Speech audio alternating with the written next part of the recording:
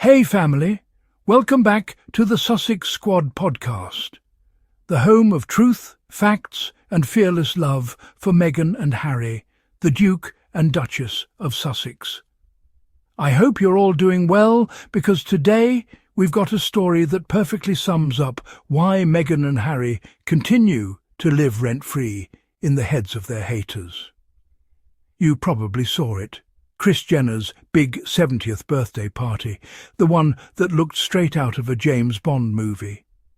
A glamorous evening filled with some of the biggest names on the planet. Oprah, Mariah Carey, Adele, Tyler Perry, Mark Zuckerberg, Rich Paul, and of course the Kardashian-Jenner dynasty in full designer glory. But amid all that sparkle, all that star power, who stole the attention? Meghan Markle and Prince Harry. Yes, the Sussexes were there. Hand in hand, happy, radiant, and effortlessly elegant. Meghan wore this stunning black wrap-style dress that showed off one leg, giving pure Hollywood glamour while keeping it classy.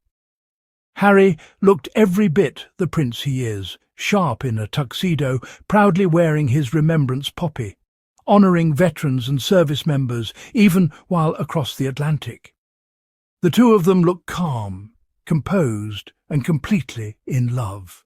The kind of image that makes the haters squirm because it destroys their tired narrative that Meghan and Harry are miserable or irrelevant. But then the photos disappeared. Kris Jenner and Kim Kardashian both posted pictures from the party, and at first Meghan and Harry were right there. Kris had a group photo featuring them, and Kim shared one with her posing alongside Meghan. Then suddenly those photos were gone, deleted.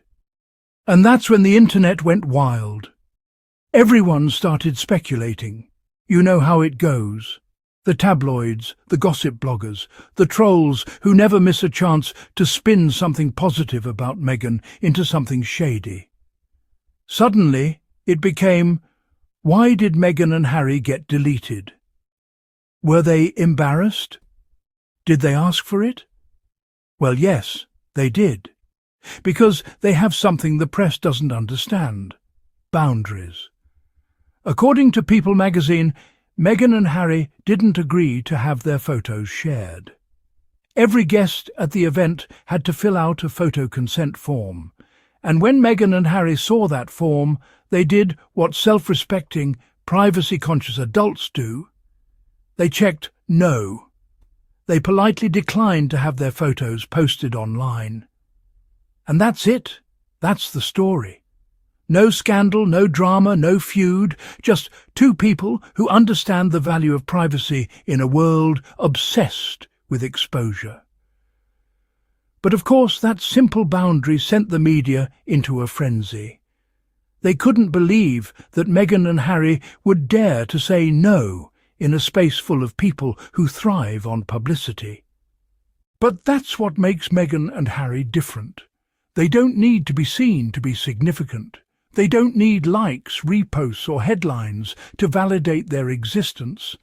Their power comes from substance, not spectacle.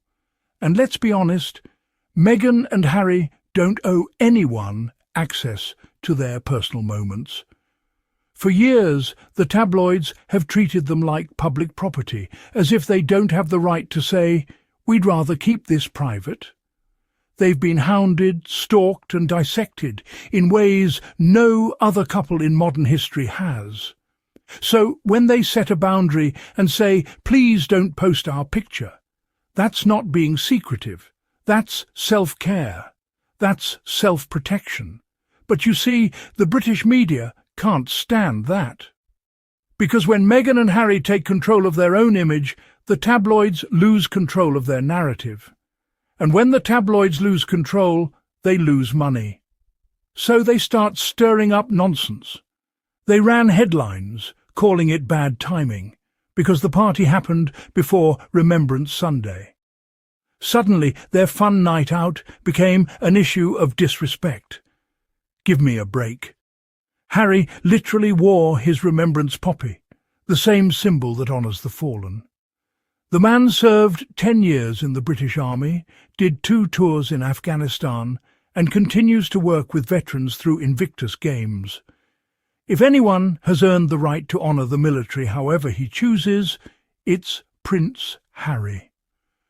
Meanwhile, when other royals are out partying, shopping or attending luxury events right before or after official observances, no one blinks. But the second Meghan and Harry are photographed smiling, suddenly it's a crime against the crown. That double standard is exhausting and transparent. The truth is, Meghan and Harry are thriving, and their haters can't handle it. Every time we see them in public, confident, connected, and content. It's like salt in the wound for the tabloids that predicted their downfall. They were supposed to disappear after leaving the royal family. They were supposed to fail in Hollywood. Instead, they're out here mingling with the most powerful, influential people on the planet, not because they're chasing fame, but because they've built authentic relationships rooted in respect. And let's talk about the Kardashians for a second. These are people who built an empire off image management. They know how to control what gets posted, what's seen, what's shared. So when Meghan and Harry politely asked for privacy, Kris and Kim respected that. No argument, no shade, no drama. They deleted the photos. End of story. That's how grown, media-savvy people operate. Contrast that with the British Royal Institution, which would leak Meghan's text messages to tabloids before respecting a boundary. It's no wonder Meghan and Harry thrive around people who understand consent and discretion. They've stepped into a world where their no is respected, not weaponized. That's what the haters don't get. Meghan and Harry aren't running away from the spotlight. They're redefining it. They're showing the world you can move in elite spaces without selling your soul, without letting the press dictate your image. It's about choice. They choose when, where, and how they show up. And that kind of control is terrifying to a media machine that relies on exploiting them for profit. And here's what really gets me. These same tabloids that accuse Meghan of being attention-seeking are now mad because she didn't want her photo posted. Which is it? You can't accuse someone of chasing attention and then get angry when they say, actually, no thanks. That's called hypocrisy, plain and simple. But Meghan has always been about quiet confidence. When she walks into a room, she doesn't have to scream, "Look at me." People just do. And Harry, you can see the pride in his eyes every time he's by her side. They're not performing for cameras, they're living authentically. It's also worth noting that Meghan's no in that moment was symbolic. It wasn't just about one party photo. It was about reclaiming control from a world that constantly tries to take it. For years, she's been misrepresented, silenced, edited, and twisted into caricatures by people who don't even know her. Saying no is powerful. Saying no says, "I'm not here for your clickbait." It says, "I won't be used for someone else's narrative." And Harry standing beside her, that's unity. That's love. That's partnership. The kind the British media pretends doesn't exist between them because it challenges every outdated stereotype they cling to. Meanwhile, back in the UK, the same press that bullied Meghan out of the country is now still using her name to sell papers. They claim she's irrelevant, yet can't go a week without writing about her. They say Harry's isolated, yet he's at billionaires' homes, surrounded by global icons. The math isn't mathing. Let's also give credit where it's due. Meghan and Harry continue to prove that dignity wins. They could have posed, smiled, and soaked in the attention. The Tinny Bomb!